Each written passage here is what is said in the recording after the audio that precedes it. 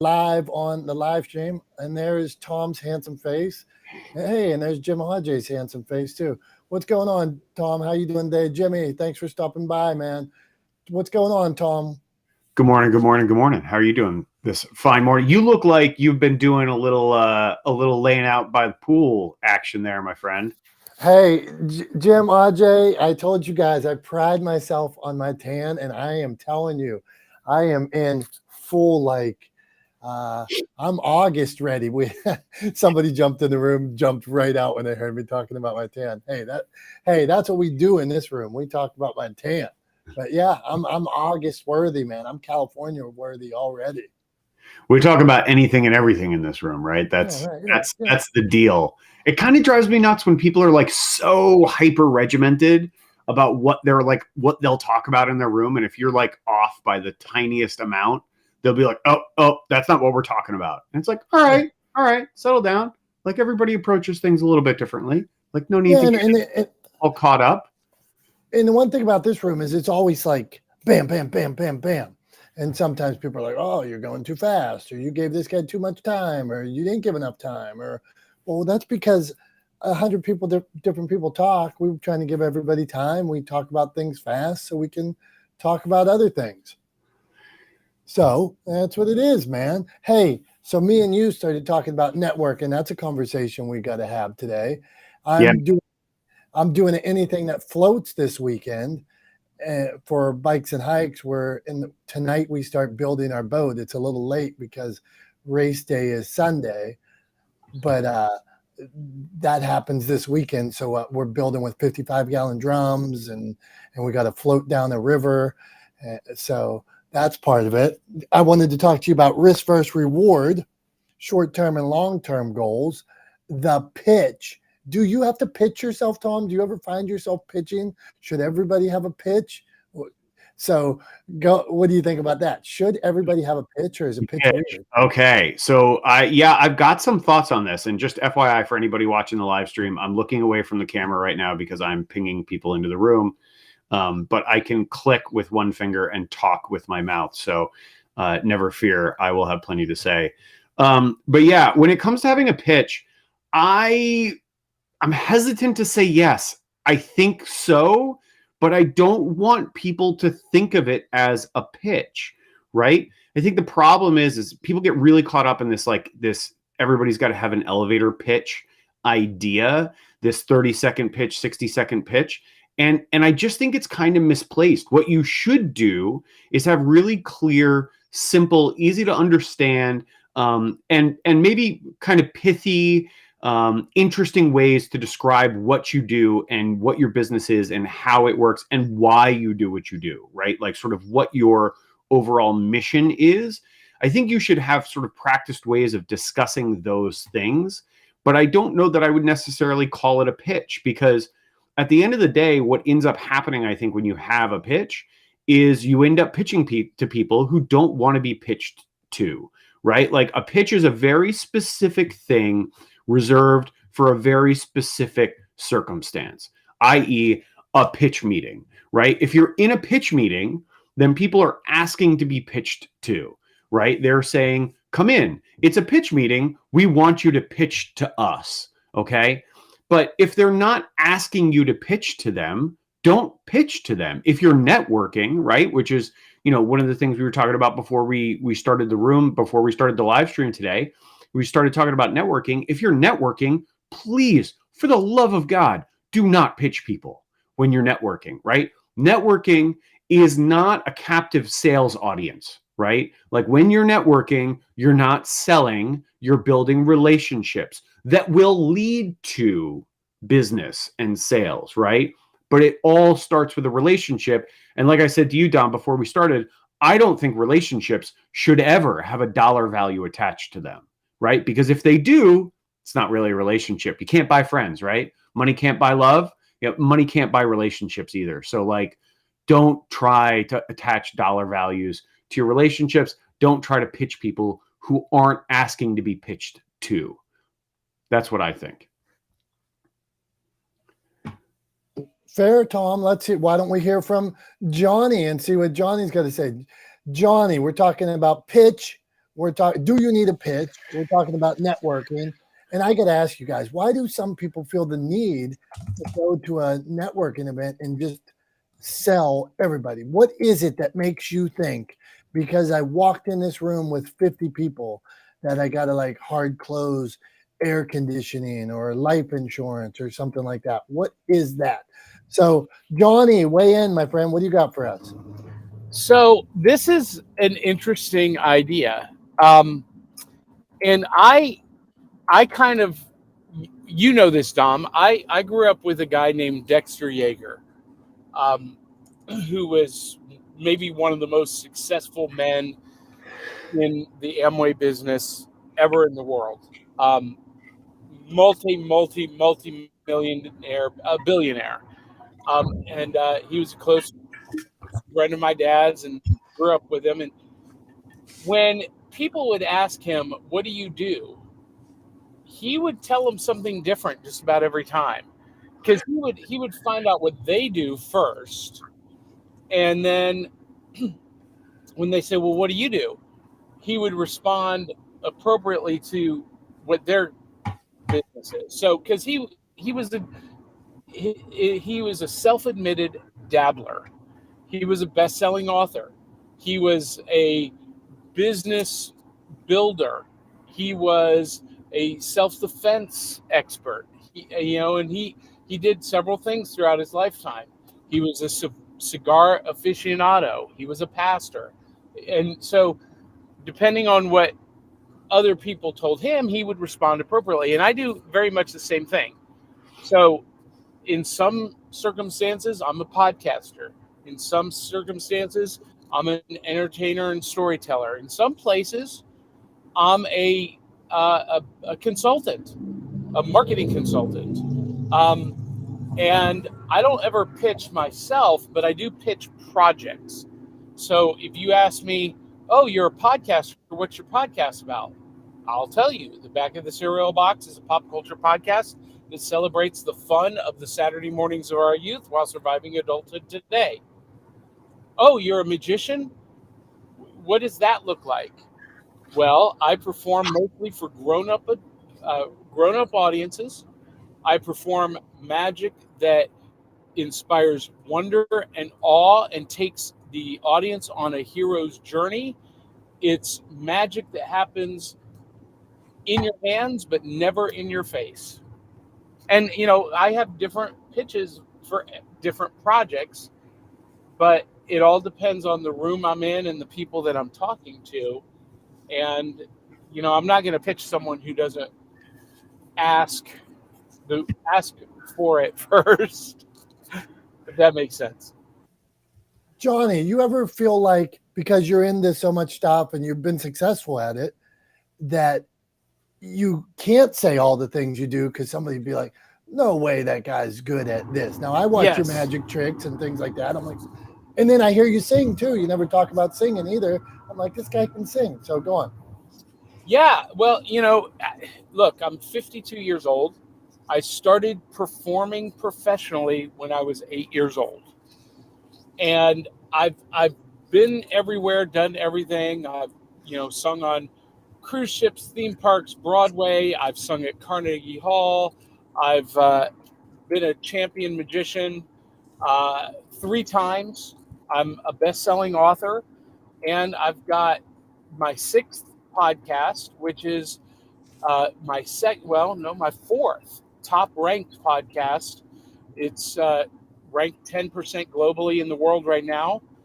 And yeah, people, and then that's just night. That's just my second life. During the day, I'm a business consultant and marketing consultant. And it just so happens that for the last 4 years, I've been working in the music industry again. I worked for several record labels and left and became a project manager for Fortune 500 companies, and then came back to the music industry. And I'm a financial risk consultant for the music industry. But I can't tell everybody all of that at one time, because they're going to be like, what? But what do you do? So I have to be selective, and I have to, I have to read the room, read the person that I'm talking to, and see, and sometimes I'll just say, oh, I just dabble in various stuff. Sometimes I don't even feel the need to put a label on anything. I'll just say, oh, I'm just a dabbler. And that creates an air of mystery. But yeah, there's this thing, Dom. I don't know where we got on this track especially in America, because in Europe, and in other countries, people are multidisciplined. They are multi-talented. They do a lot of different things. But here in America, we expect everyone to fit in a box. And that's really only a recent thing, I think.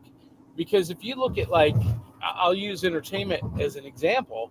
If you look at Golden Age Hollywood, every single person on screen could sing, dance, they could act, they could draw and paint. They, in many cases, they did other things like juggle or magic. One of my favorite actresses, Veronica Lake, was a phenomenal sleight of hand magician. And just back then, that was the norm, that was expected. But somewhere along the line, we've expected everyone to fit into one singular box. And I don't know where that comes from, because I don't fit in any one box. I'm Johnny, I'm done. Ta-da! Good stuff, Johnny. I don't want to fit in any boxes either. You can't make me fit in a box. So, okay, we're talking, this is not the smartest guys in the room. We're talking long-term goals, short-term goals. We're talking networking. We're talking pitching. Should you have a pitch? We're talking networking. Those people that just show up at a networking event. You're there, you're talking to them, and then they're like hard closing you on what day you're going to have an appointment over whatever product there is. I didn't need that product. My wife sells that product. I just bought that. I just had my kitchen redone or whatever, and you're hearing this from all these people. And we're talking about my sweet tan. If you're on the live stream, man, is it looking good. I am ready for summer. That's natural, baby. All right, Heather, what do you got for us today? Jim and I are pushing back on the tan. Jim, you can't trust him. We're pushing back on it. I thought he was one of your best friends. What are you talking about? You can't trust that is true. That is true. I don't go anywhere. I don't go anywhere without him. But when it comes to tans, I do not accept anything he has to say. So, all right, Heather, what do you got? What do you got on all these subjects for us? You got a pitch, Heather? Go on. I have a sticky mic. I need to update my iPod. But if everybody can go to the bottom of the room, scroll down past all the people, like Gavin and Jennifer, hello, scroll to the bottom and then click invite people. Just invite, just go down the list, invite other people. That's why Jolie and Prof T are here, because I pinged them into the room. So ping people to the room. Pitch. I mean, I hear B. Or is it a dirty word, Heather? You don't have to have one. And now I have a pitch. Okay, I just tend not to use it because I'm not a very pitchy person. I have it down, but I like to be more just off the cuff. Just like I'm a normal person. I'm talking to you guys, right? Because I could sit here and pitch, but then how do you go from doing your pitch, your elevator pitch, which can sometimes sound very elevator-y, elevator music, very rehearsed, but then it's hard to transition from your rehearsed pitch to the person who you are. So you have to make sure that your pitch kind of makes sense and meshes with your personality and your vibe. Because, I could sit here and do a very, C-suite corporate pitch for you guys. But, then that kind of puts me in a box. So, yeah, Johnny was saying, right? You kind of, everybody puts themselves in these little boxes. I do too many things and like too many things to be put inside a box. So, and plus, if you have a lot of things in your toolbox and in your box and you like to do a lot of things, then like making sure that when you do introduce yourself, it does have this all-encompassing umbrella where everything is underneath. So I could say I'm a social media manager, sure, but I am trying to say I'm a digital marketing specialist because I do social media management, I do social media strategy, I do WordPress website design, I do search engine optimization, I do social media search engine optimization, I do optimized captions, hashtag strategy, copywriting, blogs. Like I do all these things, and all of those things live under the digital marketing specialist. So just make sure that, like, I don't know, your pitch matches your vibe and who you are, and make sure you're not painting yourself into a box. I love that, Heather. I'm kind of the same way when it comes to being an entertainer storyteller. That takes on a lot of different shapes and sizes, but it's all that one umbrella. I am going to go ahead and say I don't think Heather was in the room when I did my long rant about pitching. I'm not going to rehash it, but I'm just going to say it sounds like Heather and I are kind of reading from the same playbook in that you shouldn't pitch to people that aren't asking to be pitched to, right? Have conversations with people, develop relationships with people, but don't pitch to people that aren't asking to be pitched to. If you're going into a pitch meeting, pitch away, right? Yes, you should have a practiced standard pitch for those meetings.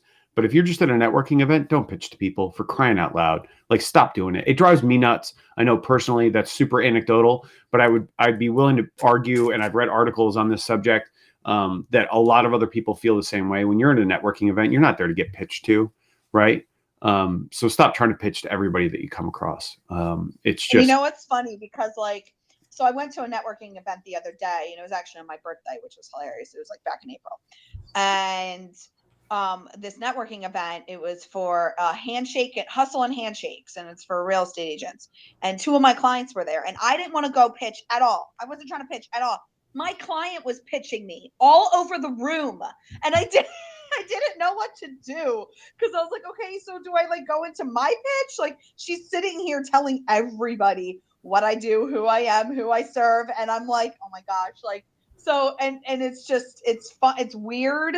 So like, yeah, if you're in a networking room, like don't pitch yourself for sure. But then what do you do when people are pitching you? It's like, do you go into that pitch? It's just, that is awesome. It's very odd. That is awesome, Heather. When other people are pitching you for you, that is the strongest endorsement you could ever get. I love that. Yeah, exactly, Johnny. I mean, that's you took the words right out of my mouth. That's exactly what I was going to say, that the best you can hope for is for somebody else, that sort of, that social proof, somebody else to endorse you like that, to go around pitching you is great. And I think, what you do in that situation is you just take it graciously, right? You just accept the compliment. And you say, like, look, if I can help in any way, feel free to reach out, blah, blah, blah. And you kind of push it off to like setting up a meeting rather than kind of going right into sort of trying to do business right there and then. That's personally how I would handle it. I would always push it into setting up a meeting afterwards, rather than trying to, close deals or do anything like that right there. But yeah, I mean, that social proof, that kind of testimonial from a client is, I mean, that's gold, right? When it comes to referrals for your business, for sure. But yeah, I think you just take it in stride and take it for the compliment that it is, right? Obviously they love the work you're doing, or else they wouldn't be running around, singing your praises to everybody and anybody that would listen. So I think it's a great compliment. Julie, what do you think? Hope you can talk this week. I guess you couldn't talk last week when you were here. But I hope you can talk this week. What do you think about, I know you said good topic in the chat. So what do you think about pitching? Should you pitch? Who should you pitch to? And did you pitch yourself to Gary Vee? How did that all come about? Oh my gosh. Okay, so this is like such a sensitive topic for me. And I think those that know me probably know what I'm talking about, because I am never like a pitcher, right? I try to build those like real, true connections with people. And my biggest clients have been through just creating a true, authentic relationship. So we know that, right? And I have been, as of late, you know,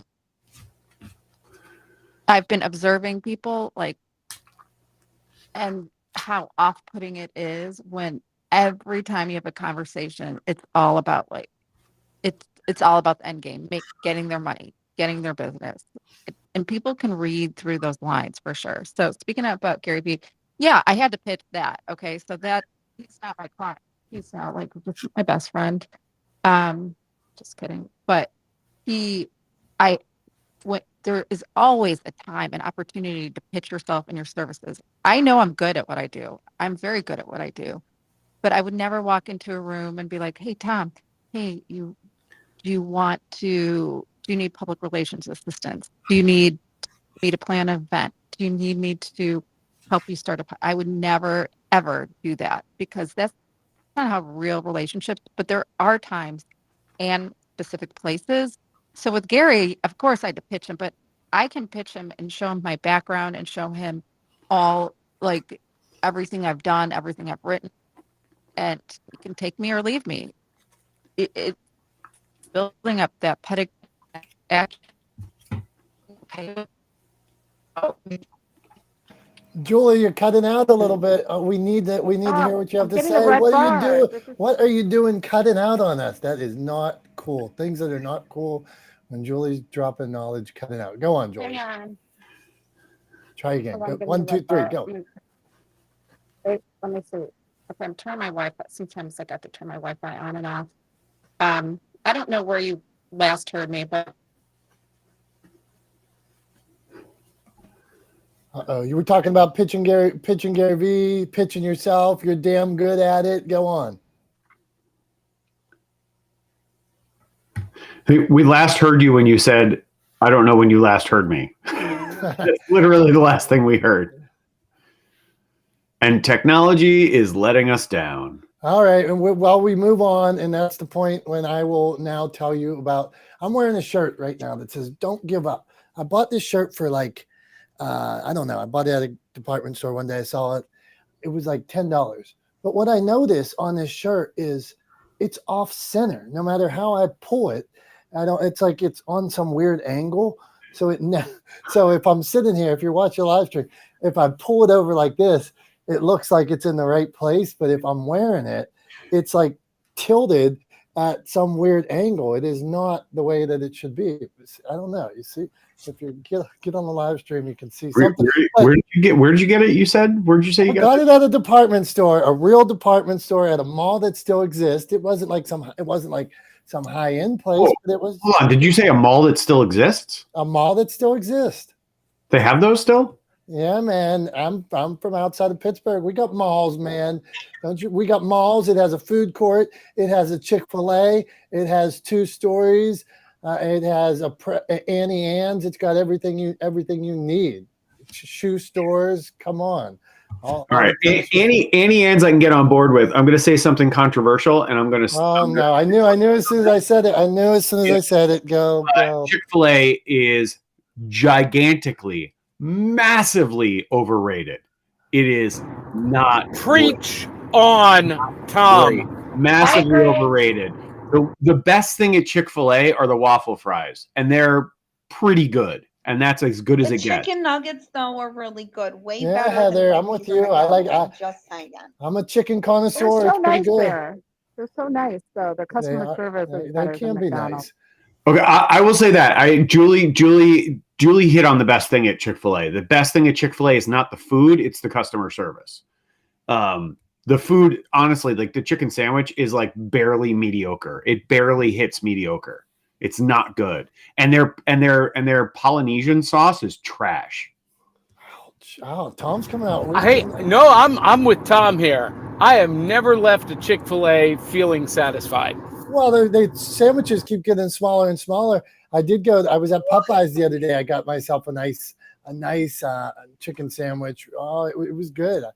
Chick-fil-A is the only fast food I eat. Period. I don't Heather, eat I McDonald's, agree with Wendy's, you, man. Arby's, nothing. That's the only one I will eat once every 3 to 4 months. But come on, it's not that bad. The Popeyes chicken sandwich is fire. It is good. It slaps. It's fire. It's bussin'. Whatever you want to say, it is freaking delicious. There we go. Tom, All right. if we're talking chicken sandwiches, I just got to throw this out there. If you haven't had the new KFC spicy chicken sandwich, it gives Popeyes a run for the money. They're in it to win it. It's a close second, but I'd still put it second. It's close though. It's definitely the second best. It's in the chicken sandwich wars, right? It's Popeyes, KFC, Burger King, McDonald's. Get out of here. Get out of here. Chick-fil-A. Chick-fil-A is worse than McDonald's chicken sandwich. Oh, I must have a bad Chick-fil-A by him. Like I would put independently Wendy's owned. Yeah. I would put Wendy's at third, Tom. Oh no, you're right. Wendy's is better than McDonald's, and then and Dom, not for nothing, I've been to Chick-fil-A in the home of Chick-fil-A in Atlanta, Georgia, and it was disappointing. Honk shoe. That's what we say. That's me snoring while Tom's talking. All right, and one other thing, totally unrelated to chicken sandwiches. Julie, you did not put everyone to sleep. We just lost you and couldn't hear you. We were loving everything you had to say. We just couldn't hear you. So that's all that happened. Is technology let us down, but you in no way let us down. So you did not put us to sleep. Yeah, we were waiting for you to come back. I've always been here, but I was like, oh, it went silent, and I'm like, oh, maybe I put everyone to sleep. You're still a little fuzzy. I don't know what it is. Really? Yeah, I think it's a mic. Yeah. What kind of phone do you use? That's my question. Are you using Jason. Apple or It's Android? iPhone. I know I get so much crap, but my house. So your mic is either really bad or something like either your wired headset is just not really a great headset for your particular phone. I'm on speaker now. Okay, that's better. a little better. I'm yelling now, but the truth is that my house is built like Fort Knox, like the bricks and steel. I feel like that has something to do with it. Well, she's in her panic room right now, I think. Well, but when you speak, we're getting static when you speak, and it sounds like there's something wrong with the microphone, even the built-in mic. How old is that iPhone? It's a 12, so maybe like a year or two. It's still good then. Yeah, it sounds like I'd take it back and use the warranty to tell them that the mic is not working. All right, let's quit beating up Julie. We're moving on. That's enough. No more chicken talk, because I could talk about that all day. Not the smartest guys in the room. Prof T, straighten us out here. We're talking about networking. We're talking about not just showing up and pitching. And when I consider myself still in sales, but like 20 years plus. And we used to call that show up and throw up, where people would come and as soon as they met you, it was blah, blah, blah, blah, blah, blah, blah, blah, blah, blah, blah, tell you everything about them. They just overwhelm you. And I'm like, pleased to meet you. I didn't know we were getting that personal. I didn't know you were going to ask me. Like, imagine how insulting somebody I just met's going to ask me about my retirement. F off. To think that I'm going to talk about that with you, somebody that I don't trust, don't know, that something that is so personal to me that I'm going to come on, man. Okay, so Prof T, networking. Tell us how to do it right. What do you got for us? Good morning, everybody. I'm still in chicken sandwich mode, you guys. I'm starving now. So I'm going to have to say Wendy's spicy hot chicken, the bomb. And here's a little fact here. Several Wendy's in my area since COVID have all gone drive-through only. So you can't even go sit inside.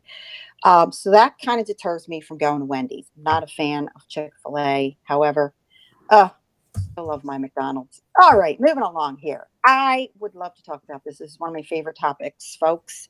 I've been networking for almost 20 years. It's how I got my business off the ground. I joined the Rotary, and I joined the Lions clubs, and I joined the chambers, and I joined the Women's Lions clubs, and I joined everything there was. BNIs, MBIs, BSIs, BSWs, all these different things that people have. And I've learned a few things along the way. Since COVID, things are different. And I'm just going to make it as simple as I can. As far as pitching, you guys, you can ask Julie about this. That is one of my pet peeves. When I go into a Zoom room or to a network room or some kind of a collaboration and people are sharing what they do, look, we don't need 20 minutes. We need 5 words, folks. Okay, so mine is, I help people with niches. If somebody wants to ask you what that means, that's on them. Or I help people save money. Or I help people feel better. If somebody wants to ask you what that means, then you've got an inroad. Otherwise, move along.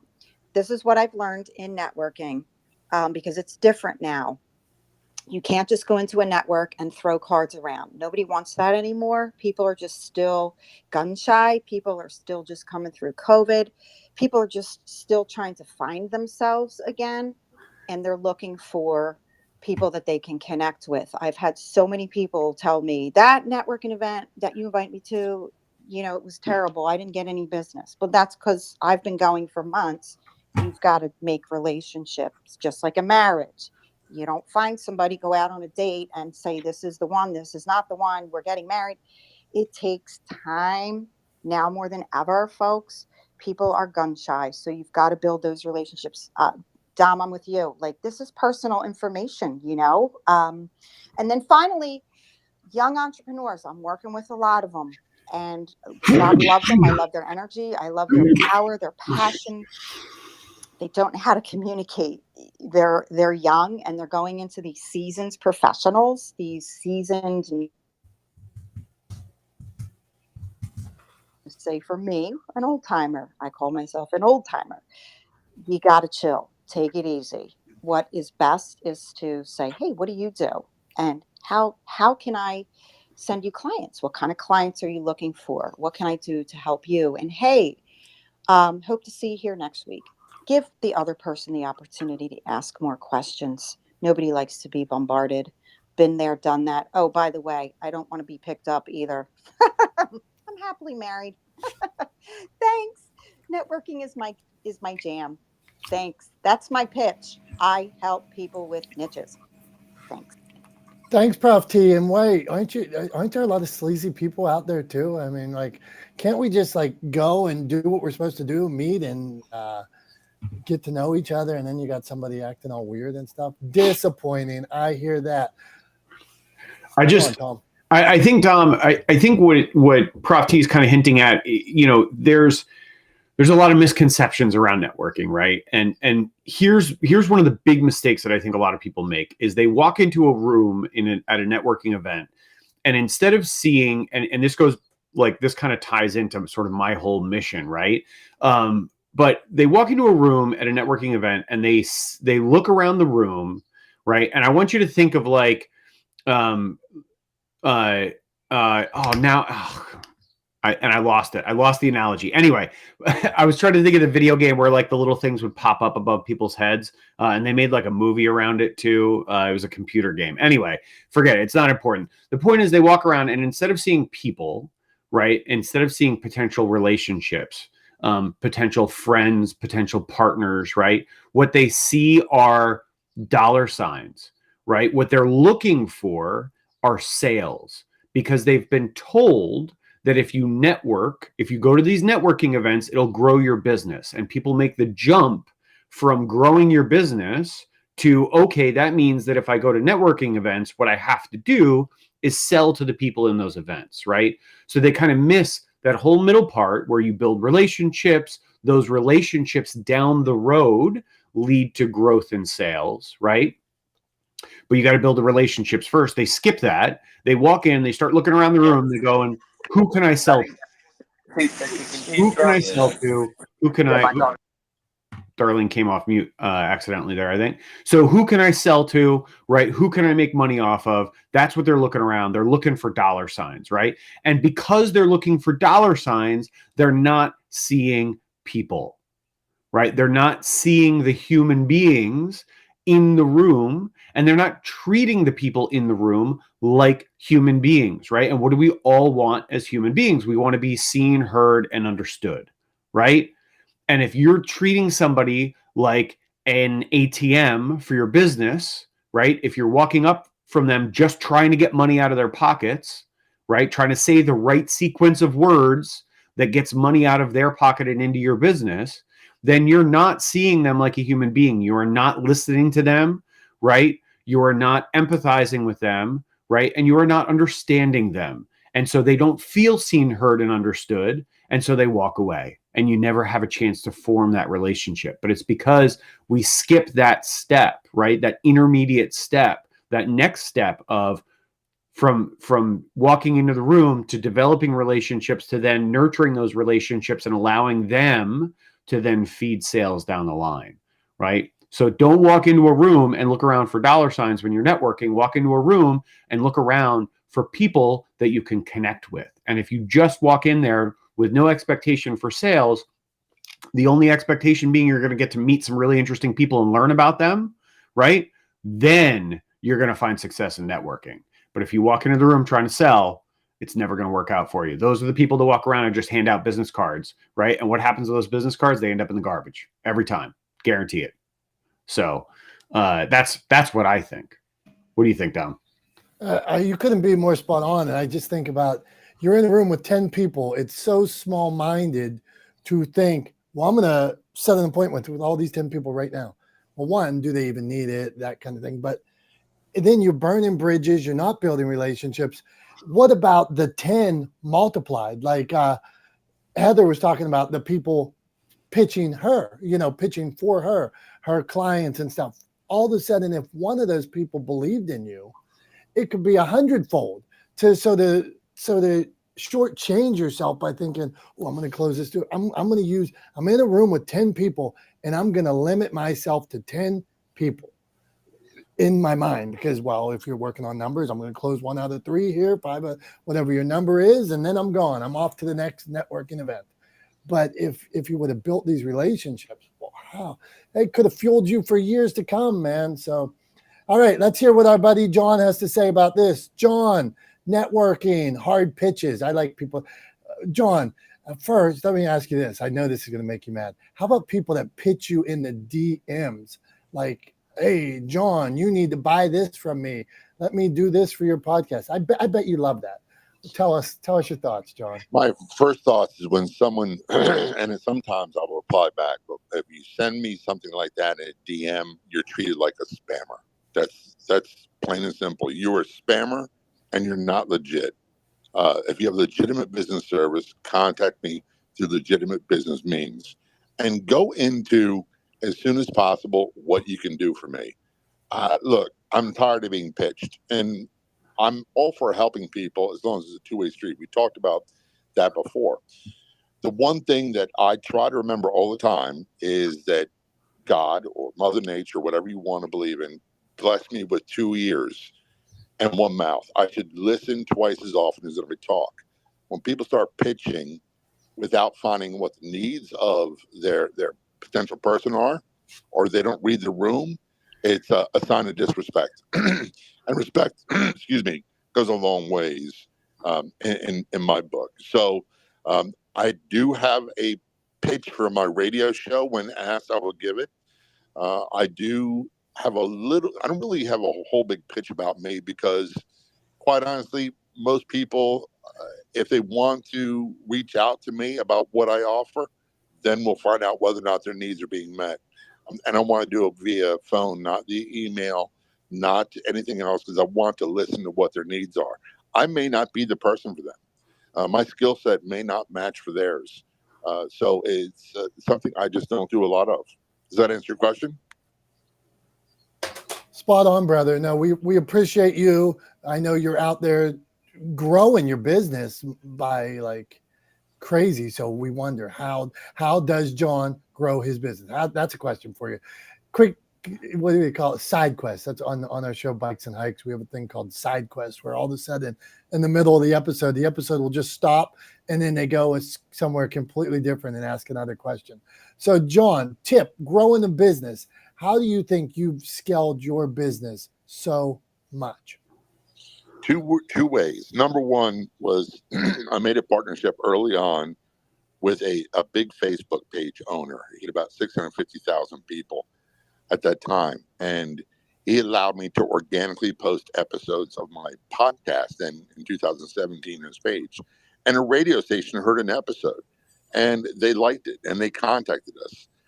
So from there, it's been a matter of growth. So Facebook is number one for me. And then also number two is email marketing. It took over a year to develop and grow an email newsletter list of radio decision makers across the United States.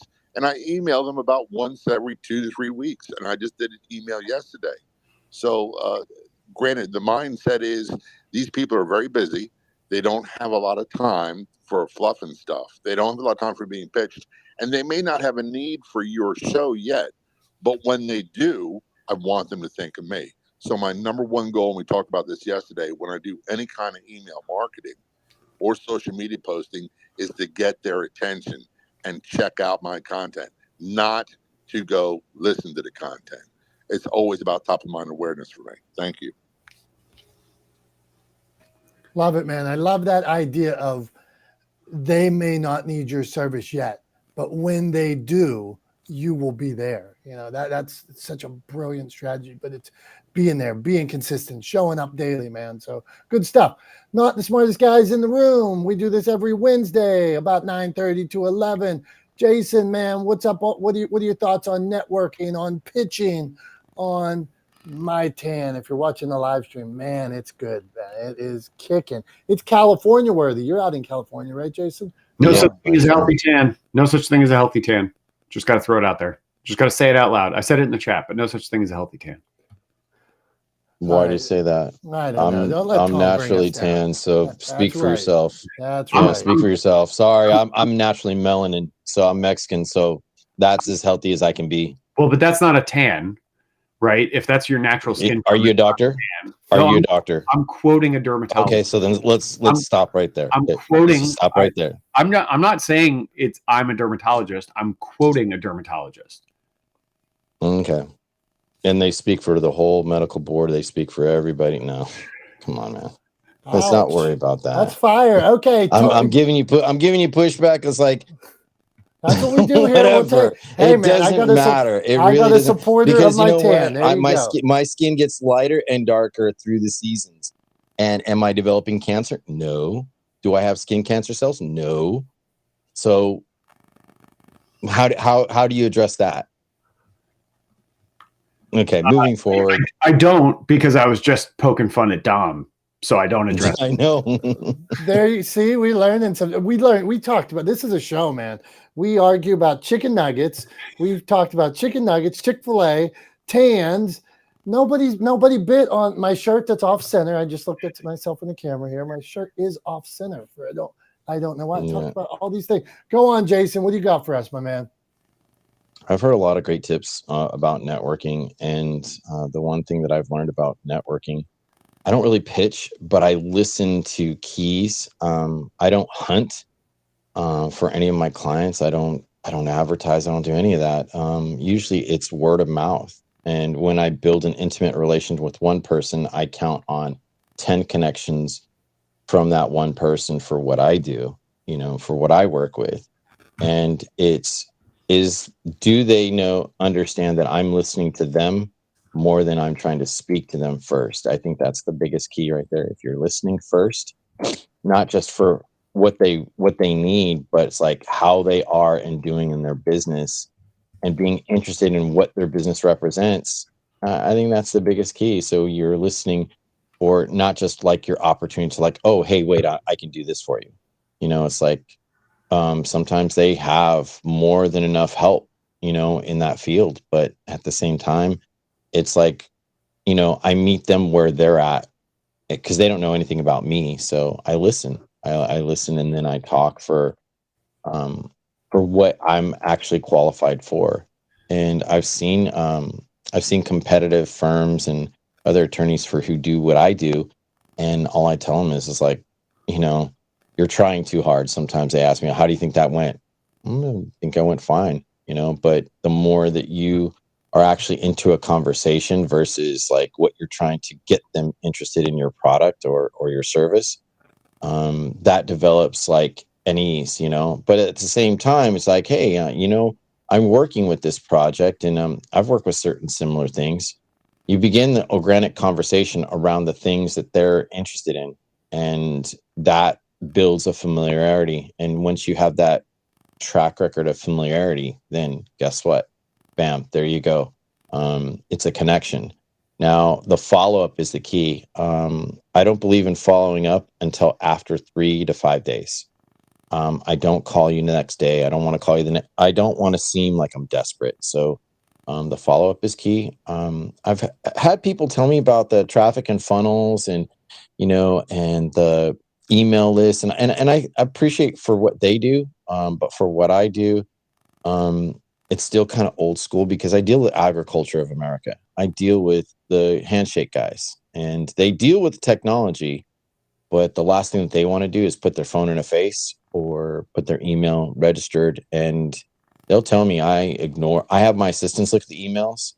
Most of the time, I don't look at emails, and that's interesting. So phone calls, handshake, real person interaction, that really furthers my networking. But as far as that, I guess that's all I can offer. Jason, thanks, brother. And I like this approach of something different works for everybody. So one person, they might be able to do this, and another person's business, your business is different than somebody else's business.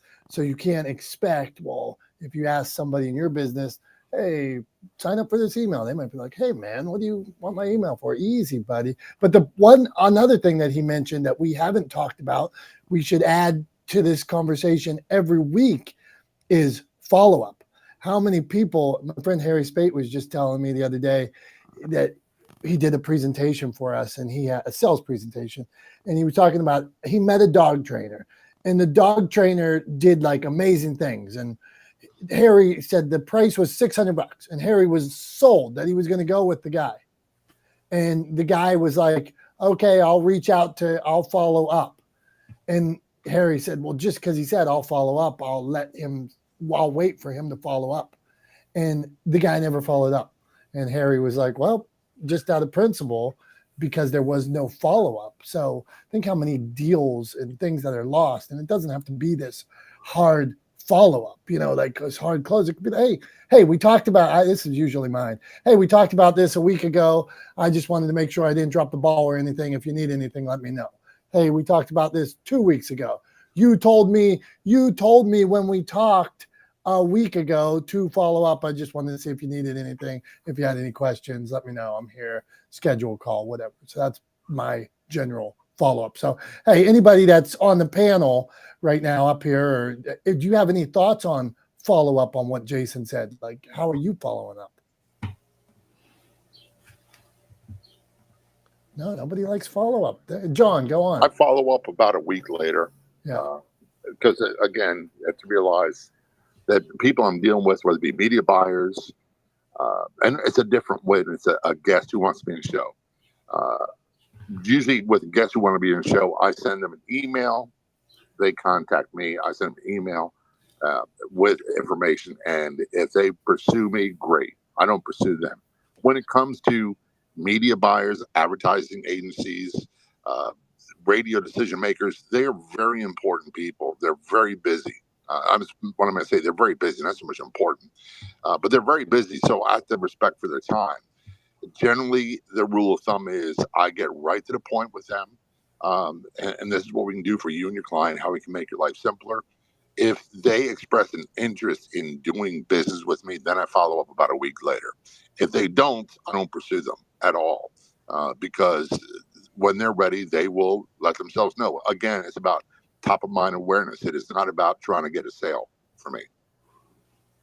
Yeah, right on, John. And I think that when you say, like, I agree about that, not following up after, like, if they didn't express interest, why am I going to waste my time with another call, but they'll be on my email list, or we'll be connected on social media, and maybe they'll see a post about another author, or they'll see, whatever videos we're into and post. So, but it's not an active, you didn't express interest, so I'm not actively, that's what I would call that. I'm not actively following up. So let's cruise on. We will cruise on to my boy, Charlie Cifarelli. I asked Charlie, I sent Charlie a message to ask him to come up because yesterday, Charlie, you want to tell us a story? And we're switching subjects here, but social media, things happen sometimes. So Charlie, tell us your story. All right, just let me get into it a little lighter. Hello, everybody. I'm outside and I'm applying vitamin D, and the only protection I need is a smile. And if you hear any noises, that's the fountain. But I'm ready to roll. You want me to talk about the millions and millions and millions of views on my TikTok account that was banished overnight? That's what I thought that would be an interesting subject for the room. So I had a miniature version of this one time, lost an account I had worked on for years and years and years. Charlie had 1 million followers, had millions of views, and lost his TikTok account. So go on. How do you handle it? What do you do, Charlie? Okay, just for correction, I had millions of views and likes, but not millions of followers. It was in the tens of thousands. Okay, What happened? fair. What happened, Dominic, is this. I found that you don't get a fast shot with TikTok. And here's what I'm going to say. You post a video, it gets taken down because somebody complains that it goes against the guidelines. You take the moment to appeal it and state your reason. They nicely say that your video has been restored. Basically, sorry for the inconvenience and thank you for being with TikTok. It goes back up, same video. This video now climbs from 3 million to 4.5 million.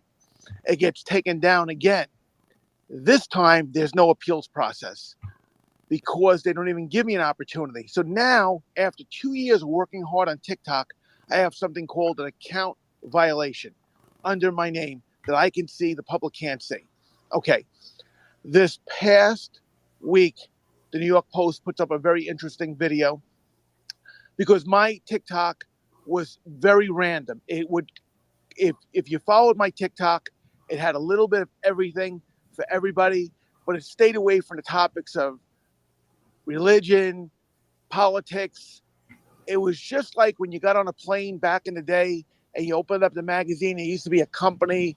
I don't remember the name. It had all these gadgets and it was intriguing. Well, that's the way my platform was on TikTok. So the New York Post, coming up on the 60th anniversary of JFK, I put an interview up. That was enough for them to ban the account. Somebody complained, and I didn't even have a chance to appeal that, and the account is permanently banned. Now, of course, people are going to say, Charlie, you can reach out to TikTok through their email, which I have. But even if I do get this account back, guys, I'm not a creator. I'm just I'm a garbage man by trade and retired correctional officer. I found how to make videos for me, not anybody else, go viral. And I found it ties into the following up. I mean, when you put a video up and somebody gets one customer to make a comment, just one customer, 10 views, one customer, what a ratio. I'm immediately on that comment and giving feedback and liking it, or if I don't like it, not taking it down, but saying what I don't like about it because I'm the creator of the video, which creates, of course, an algorithm, and it goes. I have found that I wasn't lazy with TikTok, and I haven't been lazy in my videos that I put up. And I got to tell you, after 2 years of working hard, I met a lot of cool people through TikTok. There's a lot of negativity about TikTok. So when I was in the hospital, a cardiologist, board certified cardiologist that I met on TikTok, connected with him, tons of attorneys, orthopedic surgeons, therapists, you name it, the people are on TikTok. I find the goodness, just like if the news is saying, Dominic, that in New York City, it's dangerous, this, and this, me and you will go separately and have 2 great times because the energy I put out is the energy I get back. And that's what I found on TikTok. So I don't know. I'm a little bit of a rant here because I'm a little passionate about my TikTok, which is now down. And I'm not a quitter, but I want to leave off with something positive. Now, so the film director, David Hoffman, documentary maker from the 60s, when my dog Star died, he said, Charlie, you must make something good out of something bad. So I'm already prepared. I vented about this to Dominick, Jen, and of course my brother. But here's the positive. I spent a lot of my time each day on TikTok. Okay? I've got that time back. Interestingly enough, the chief development officer for the hospital network that I was cared for is flying in and having a meeting with me, and there's a potential that I could be the face of advertisement for this hospital. So within 72 hours, something good out of something bad happened, and I also got a lot of free time back from TikTok that I can use in other areas. Dom, I can take some feedback. Go ahead. No, appreciate you, Charlie. And I think one of the things we talk about in this room a lot is not being like Charlie's still living his life. He's still out on his tractor. He's still making business moves even the day after. I mean, he still wants to try to get back in on TikTok and things like that. But he's still making things happen. So how many times in this room do we talk about not putting all your eggs in one basket? And I see your stuff on Facebook. You on Instagram, Charlie? You do reels at all? I don't do reels on Instagram, and I'm going to start. I've got a good following on Instagram, and I really haven't tapped on that. And then I got Star's page, the dog advocacy for rescue dogs. It's got 100,000 followers. That's very active. There's a lot of interaction on that page. You got to earn interaction too, because there was a time that I could get a lot of followers on my Facebook with her page, and I didn't interact as much when she passed away. And then the next several posts didn't get much action. But now I'm back on that, and I'm going to take my energy. It's focusing away from TikTok. I'm going to put it in some other things. And one of the things that's going to benefit is my neck muscles, because my head was always down into my iPhone because I was busy with TikTok. So, but on a positive note, TikTok got me through my darkest days when I was in ICU. And it's really been a good opportunity for me to connect with young and old people from all walks of life and multiple continents. And it really served its purpose for me. Am I upset? Absolutely. Am I venting? Absolutely. But you know what? I earned the right to vent, because as a non-creator, I became a creator on TikTok, and it taught me a whole bunch of stuff. And let me tell you something. If the public says something, if enough people, like for instance, if my videos or my music isn't working, the public is going to let me know. Sorry, creator, that music does not go with that video. Go back to creator school, whatever it is. TikTok taught me to laugh off the bumps and to come back another day and do other stuff. I love the platform. Hey, thanks, Charlie. Hey, Tom, Johnny, Prof T, what do you guys think about it? Julie, John, what do you think? What's the road for when something like that happens? Path. Johnny, go on. Well, this is why it is so vitally important that you have your own website and you own your own domain, that you control your content, because TikTok, Facebook, Instagram, all of the social media platforms can go away tomorrow. But if you own your own site and you own your content, no one can take that away. 100%. I think Johnny's dead on there, that you got to remember that all social media spaces, right? Whether it's Facebook or Instagram or TikTok or Twitter or whatever the case, for as long as Twitter's around, whatever the case may be, it's all leased space or rented space, right? I mean, it doesn't cost anything for a reason, and that also means that you have no recourse, really, if they decide to eliminate your account. It's not a right? They don't have to let you use their platform. They don't have to let you post on their space, right? They own the space. You don't own the space. So just remember that, I think, when you're building audiences or even using social media, like John was talking about, he uses Facebook, right? He used Facebook to get on the radio, to grow his shows, right? Like he used it to grow his audience for sure. But he followed up that use by building this email list, by creating other sources of marketing for his business, for his brand, for his radio shows. And that could sustain him if Facebook tomorrow decided to delete his account, right? Or if Facebook shut down, right? Like, I mean, odds of that happening are very slim to none, but like, there's nothing saying that Facebook couldn't crash for like a day, a week, right? That somebody couldn't hack Facebook and delete all of their data, right? Things like that could happen. It's not your space. So just remember that you're there sort of at their pleasure. And if they decide, and I know you know this firsthand, Dom, from what happened when you had that Twitter account, you used somebody else's, some commercial music, I think it was, right? It accidentally, like obviously you didn't do it maliciously. You weren't trying to take advantage of anybody, but your account got frozen and you couldn't get back into it. Those things happen. So you just have to remember it's rented space, and if you're really going to use it to grow your business or grow your community, then make sure you take your community off of those spaces to a place that you own at some point in that sort of journey, in that process with them. But yeah, I mean, I hear stories about this all the time. It happens for sure. Tom, let me ask you, when you're doing a video production for somebody, like let's say you make a commercial for them, so like a commercial could go, you could air it on CBS, you could put it on their YouTube channels.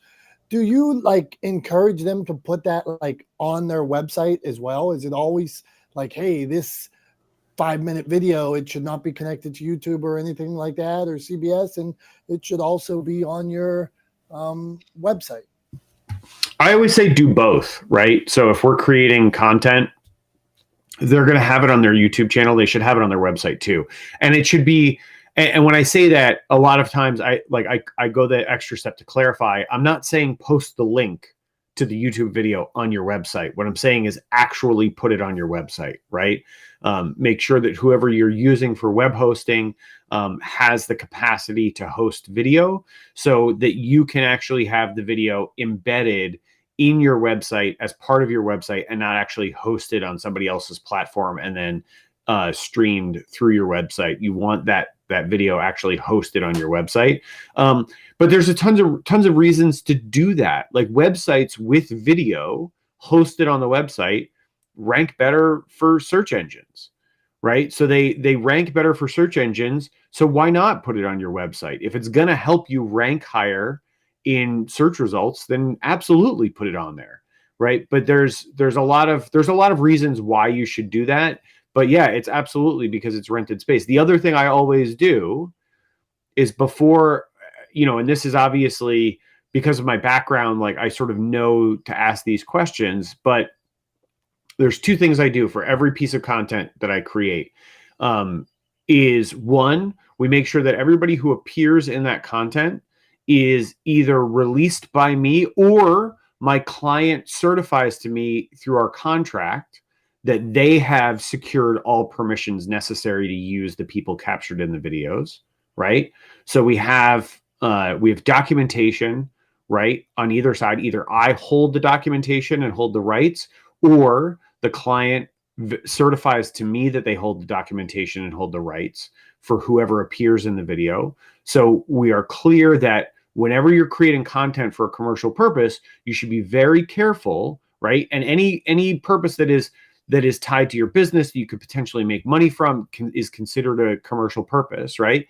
If you're making any content for a commercial purpose, make sure you have permission for everybody who's in that video to appear in that video, right? And then that permission has no expiry date on it, right? That there is no sort of limitation on that, because the internet is forever.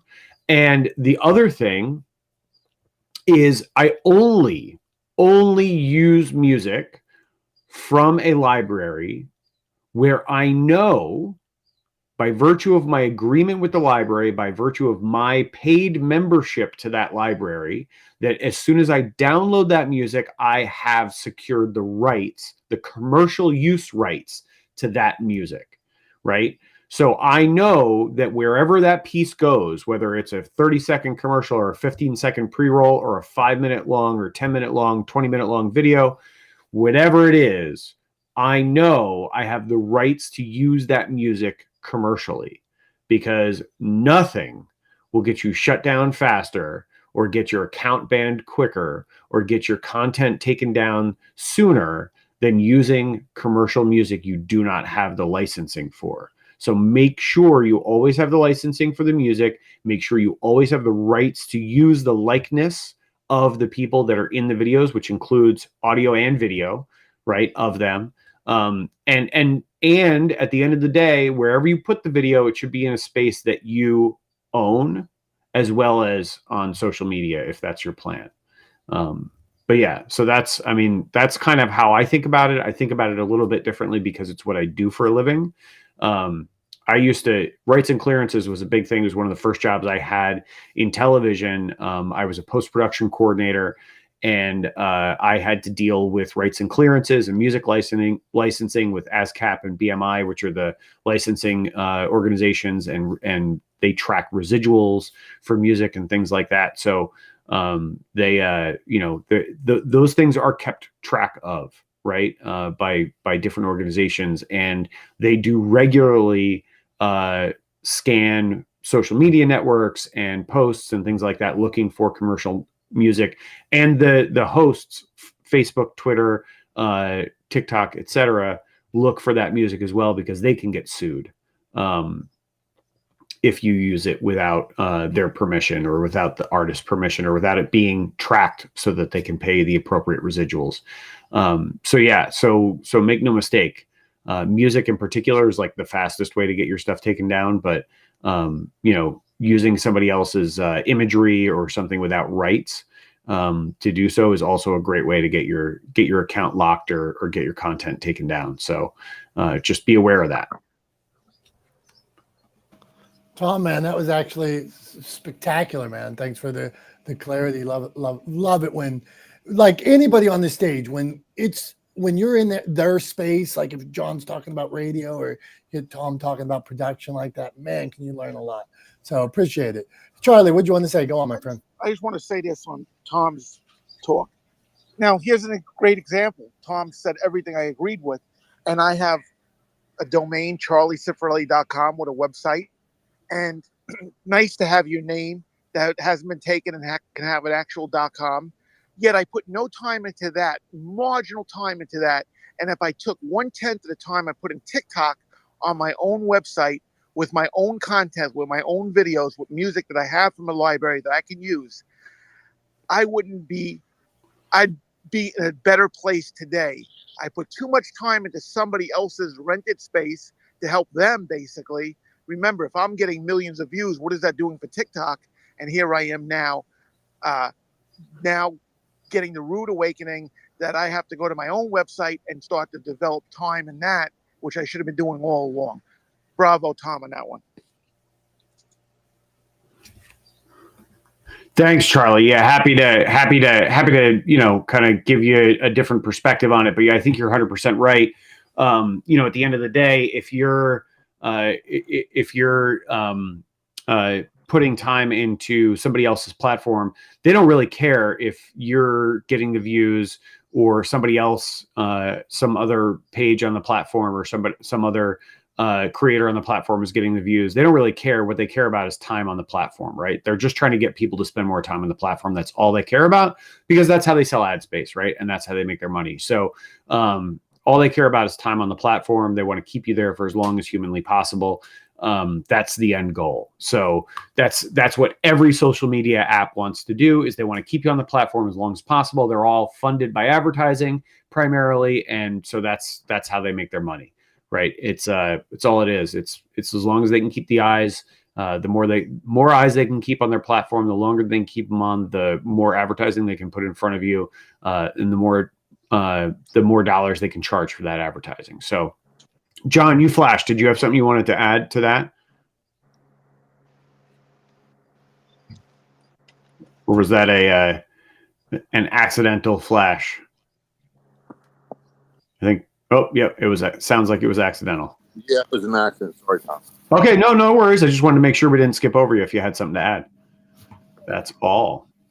Hey, I want to know from Johnny and Prof T, are you guys put in, like, because you're doing a lot of, because these are two, like right now I see creating a lot of content, and I'm just wondering, and I'm not, I make all these videos, I have them stored, so I should be getting them to my website, like you're saying.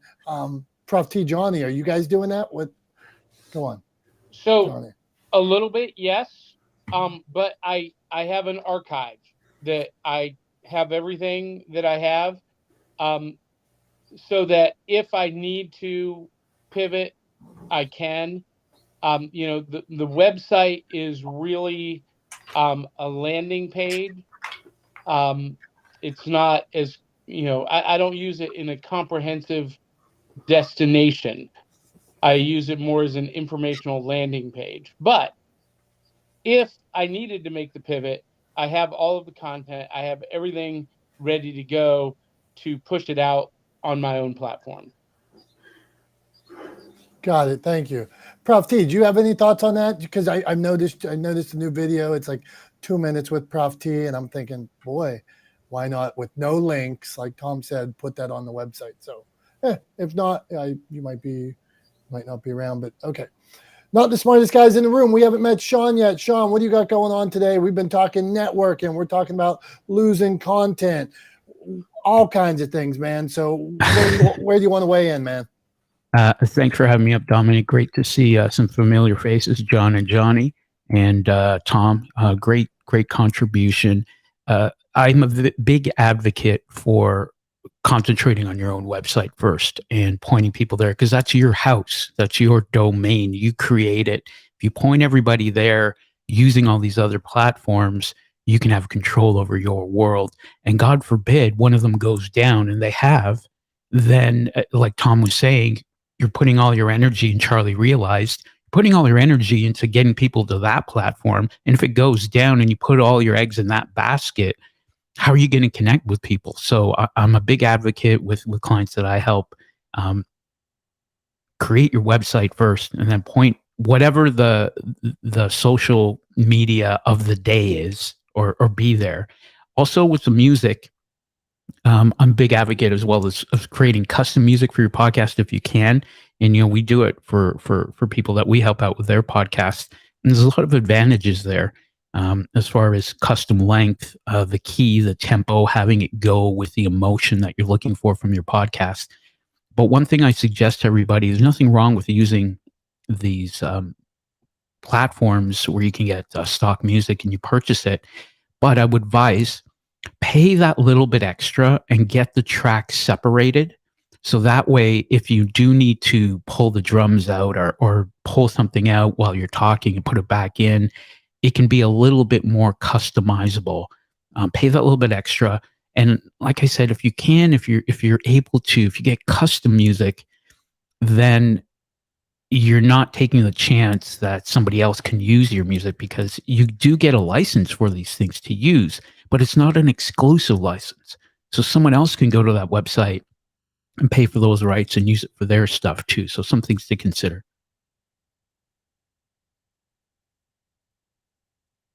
That's some wise advice, man. Go on, Johnny. I want to throw one other thing out there too. So this morning, I'm going through a process of doing an appeal on a copyright troll who is trying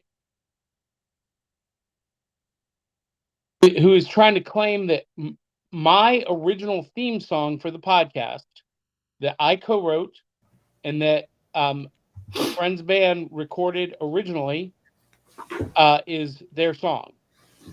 So I'm having to go through that process this morning. So have fun for me. There's only 12 notes, Johnny. I don't know. You should get Sharon's lawyer on that for you. Sean. Oh, I'm gonna.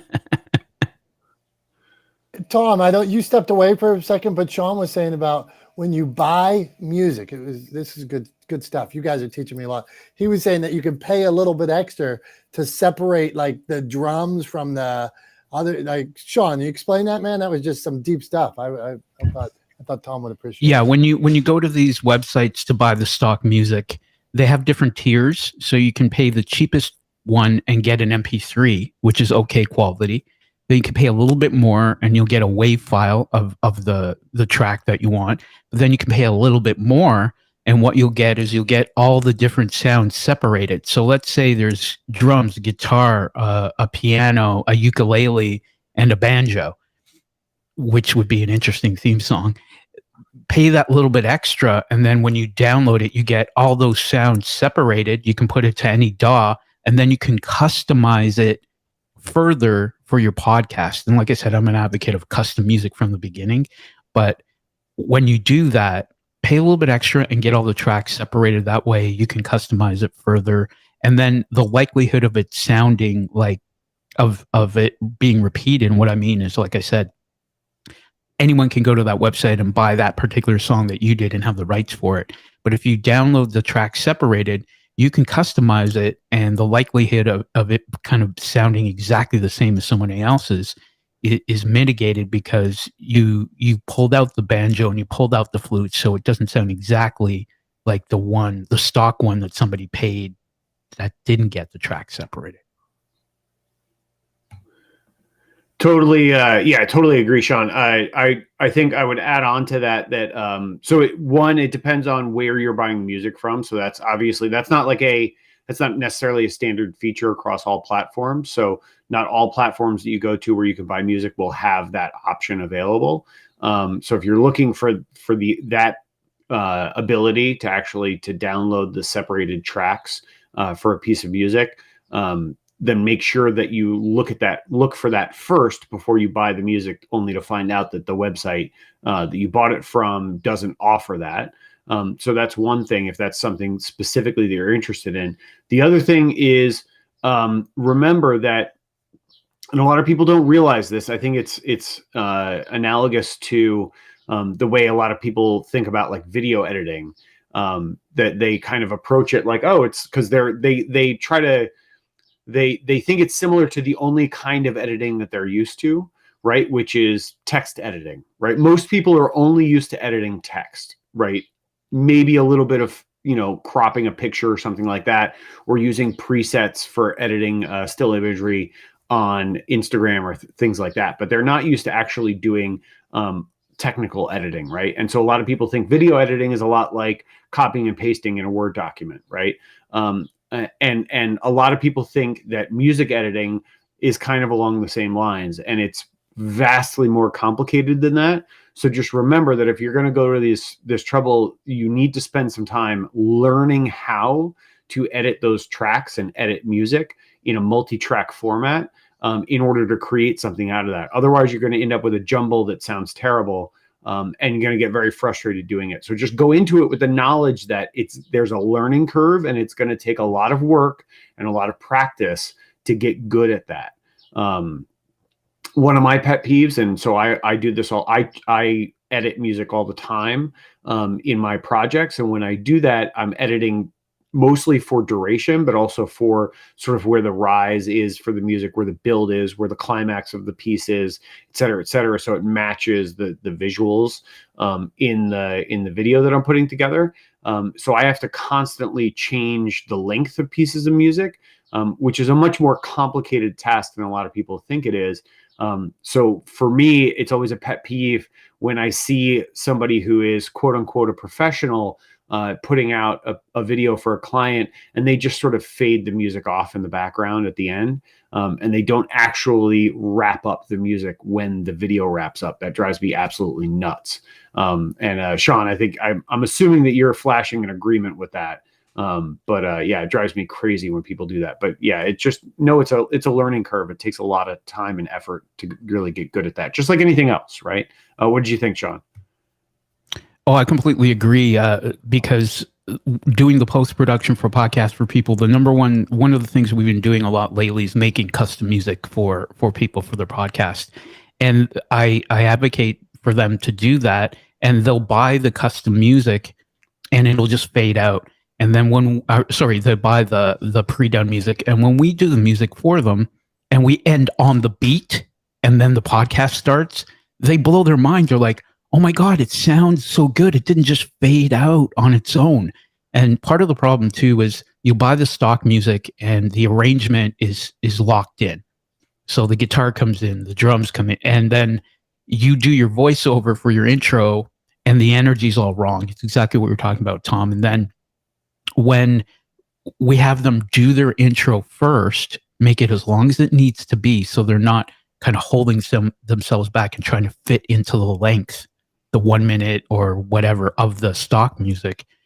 And then it's a little thing, but it's sort of a next level thing, ending the music on the beat right when they're done. And it's little subtle things like that make people feel better. The energy elevates, and they go, oh, that sounds a little bit more professional. So I'm in completely agreement with you. I do the same thing every day, and that's what I'm doing. So it's all levels. Wherever you are as a podcaster, when you're ready to get to that next one, these are the little subtle things. As you get to higher quality and better, the smaller things make bigger differences.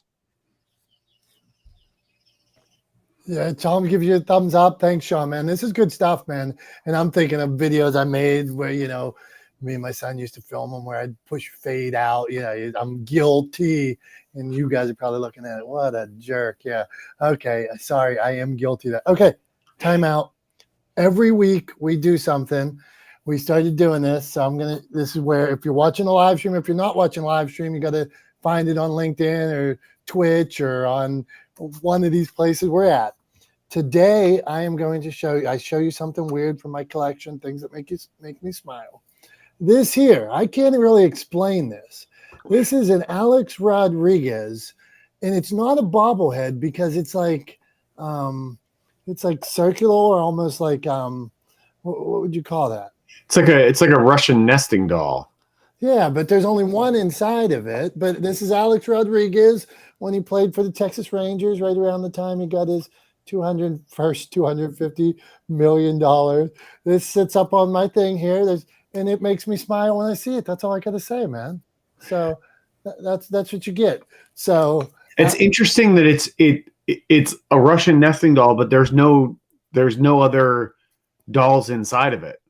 No, you'd think you'd put like the rest of the team in there or something like that. Yeah. Hey, I don't know. Okay, then, all right.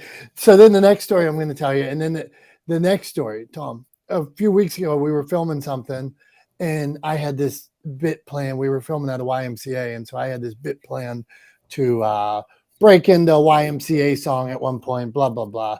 And all of a sudden, we're filming, and Dave, who I film with, he says, none of that. We're using none of that because we don't have the rights to the song. And I'm like, what?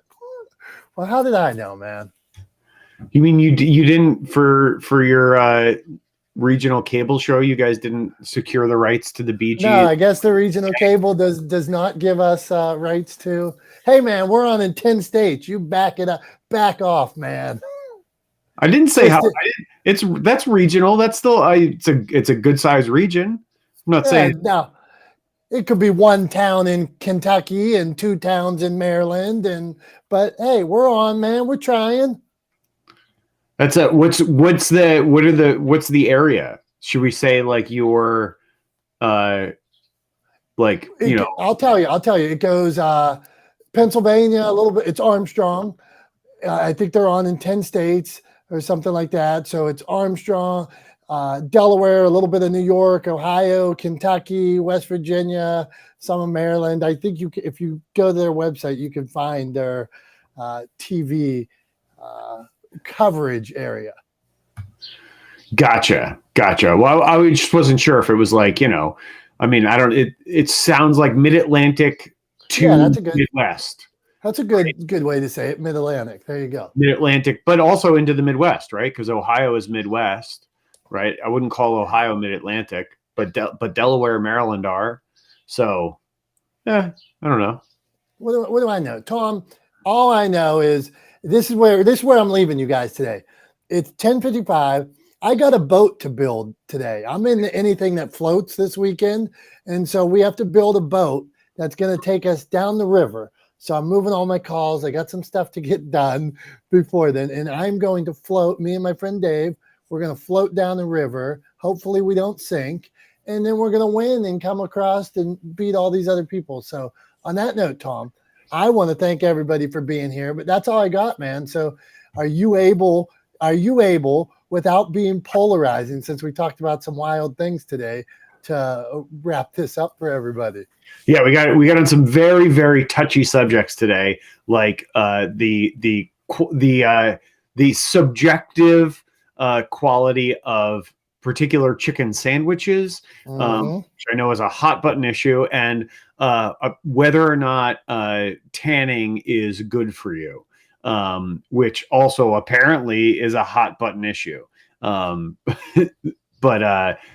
anyway, which I don't think it should be or is either of those things. But anyway, yeah, I mean, I don't know. I think, we started the room today talking about networking, talking about building relationships.